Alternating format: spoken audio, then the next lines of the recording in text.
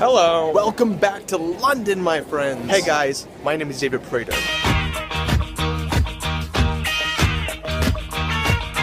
We just got to King's Cross rail station, going down to the underground station because we're taking the Northern Line up to Camden town because today Rebecca and I are going to Camden. And that's very exciting in the world of street food, which is now something that I like to think I'm well versed in. And we made it to Camden. If you've seen the video with my mother, you know that I've been here once before. Camden Market is great. Lots of awesome handmade crafts, and of course some of the most awesome international street food you're gonna find in the city. And I know I've talked to Big Game twice now already about how great it is here. Weirdly though, a lot of what you experience are samples, and that is almost impossible to capture on camera because that's showcasing that I want to show people this food, but I don't want to pay for it. So I will tell you about everything I try. Maybe I won't show you everything, but that's all right. Let's go enjoy some awesome, amazing food. So Rebecca, what are your initial thoughts on like everything going on here? My nose is going into overdrive. Pretty happy with it. The first purchase of the day will be made by Rebecca because she was so jealous of my crepes in Paris that she wanted some to herself. What flavor did you get here today? I decided to customize it, and I went with Nutella and dark chocolate. Which is like, oh wow, I love you. It's so good. It's better than the one you got. I should probably have put a disclaimer. This food is pornographic in nature, so if you are under the age of 18, I have to say you can't watch it. I've also made my first decision. I got a small kielbasa on a baguette. It really looks incredible. I know it's gonna taste awesome. Oh my gosh, I can't even put my mouth around it.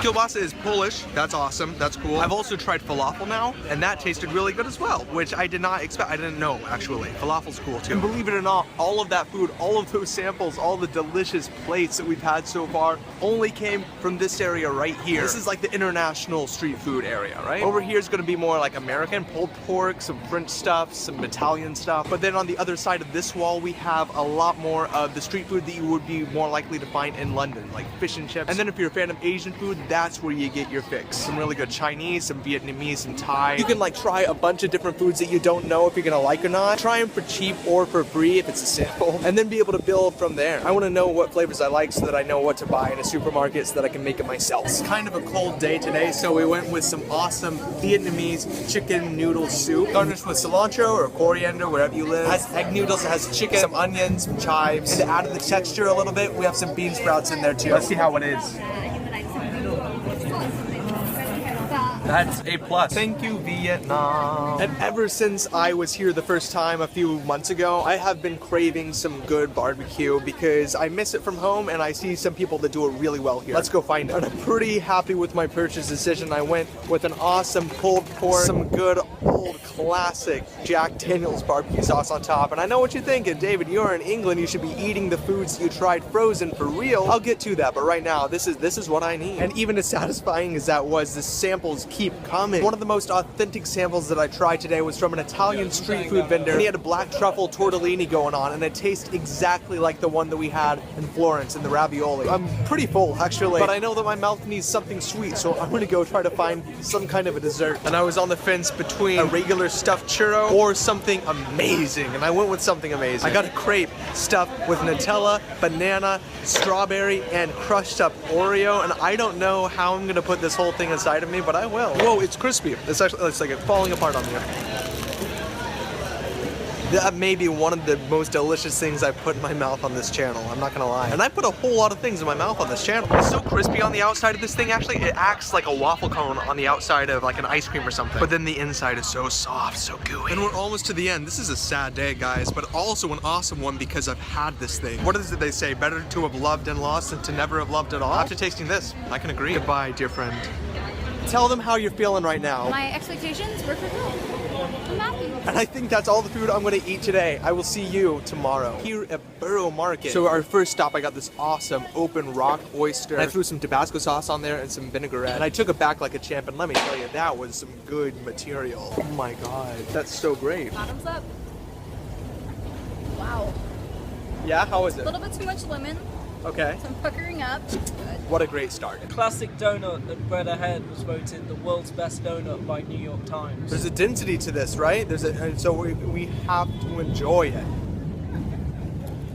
The secret, I think, is in how much cream they put into that thing. Most places just chintz on the cream, and these people really know how to stuff it. We're gonna split this amazing venison burger. It has bacon jam on it, red onion relish, some vegetables, some Gouda cheese, and a beautifully toasted bun. The flavor combination is so wonderful. I don't know how they figured this out. I want to learn how they figure it out so that I can do it myself. And to capitulate our time here at Borough Market, we got this amazing gelato. This is the only location that this company has in the UK. The other two are both in Rimini, Italy. On the bottom, they drizzled this awesome Nutella sauce, which is crazy cool. Then on top of that, I got Nutella and I got Kinder. So it's like a chocolatey, milky, hazelnutty, delicious surprise. And I know we just now left Camden, but we are going right back. The reason being is that Rebecca here has still not had fish and chips in the past month that we've been here. And a lot of you people as well also believe that I have not properly indulged in it. You think the only time I've had it is in a frozen meal from Asda. That's not true. But my word is only my word. So we're gonna go back over there and we are going to get our fish and chips. And I'm gonna be honest, I've never had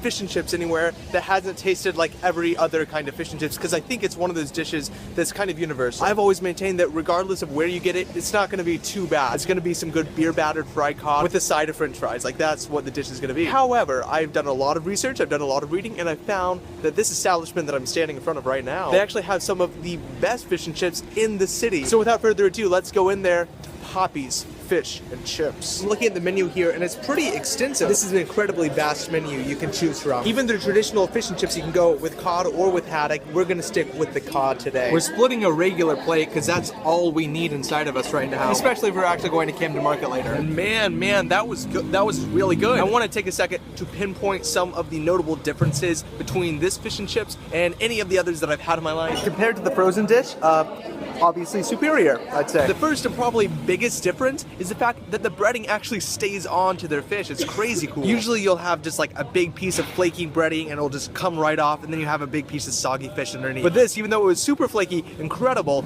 it always stayed right next to the fish. It didn't slide off and go everywhere. Another big difference is the fact that I did not take this away. And I think inherently, if you don't take away your fish and chips, it's just not gonna be as greasy, which is a good thing. Yeah, you want the oil, you want the grease, but you don't want the soggy factor. And so getting it served to you on a plate kind of reduces that a little bit. And the weirdest thing to me is that the chips were pretty much exactly like any other chips that I've had. And I think that's just the nature of the dish. You're really just supposed to take potatoes and deep fry them and serve them on a plate. And then the customer has the option to put salt, vinegar, and ketchup on them. But that, my friends, that is a proper fish and chips. I told you I would do it for you, and I did it for you. Let's continue on and see what else I can get my mouth on. And I'm here now. I've tried a few samples, and I see a famous YouTuber. He's part of FoodTube. His name is Busker. Let's get in there. Hello, how are you? Hey, how are you doing today? Yeah, good. How's it going? Oh, it's going great. We're Busker on YouTube. Busker! Subscribe, do it now. You really should. But it's actually kind of ironic. I was just talking about how I have seen people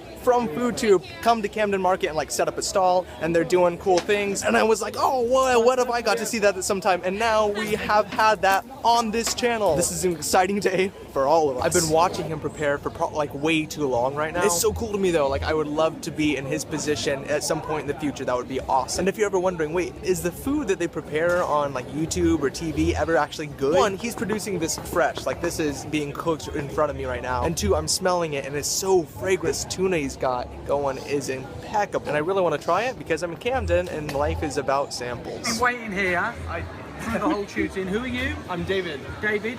Yes. But you've got a YouTube channel. That's right. What's it called? David Prater. David Prater. Subscribe to David's channel. What have we got here? Okay, so this is the most amazing sashimi tuna with a beautiful soy and sesame seed marinade.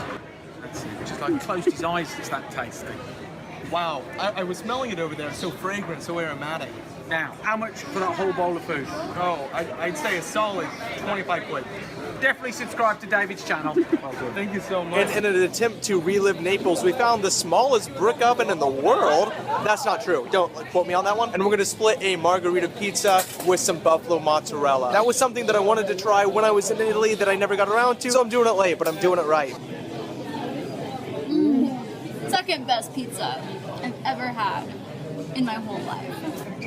There's this sweetness in the buffalo mozzarella that I did not expect. That is a very, very welcome surprise. Thank you. Let's keep going. I was drawn into a tea shop just now because I love anything that smells good. And then they coerced me to actually buy tea, which I've never done in my life. So hopefully this isn't a terrible decision. But they also like strongly convinced me to try out some of this amazing chai tea ice cream. I don't know. Let's give this a go. Oh my gosh, wow. It's like if a chai tea frappuccino from Starbucks was put into an ice cream machine and then put it into my mouth. That's, oh. That was a very accurate description. Very good, very good. And I think to put the feather in my cap, we're gonna wrap up today with a delicious cookie dough cheesecake.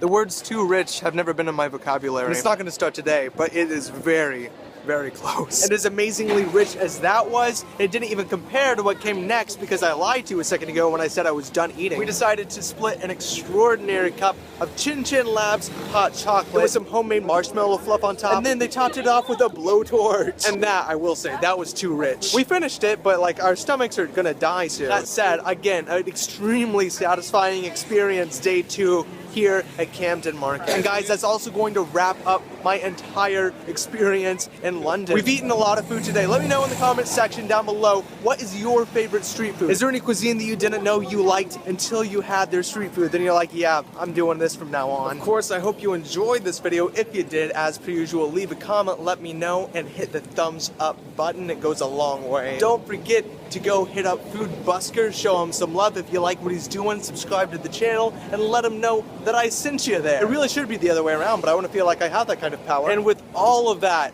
all of this incredible London experience, both in the culinary world and just in the cool cultural world, I'm gonna go. So, yeah. Bye?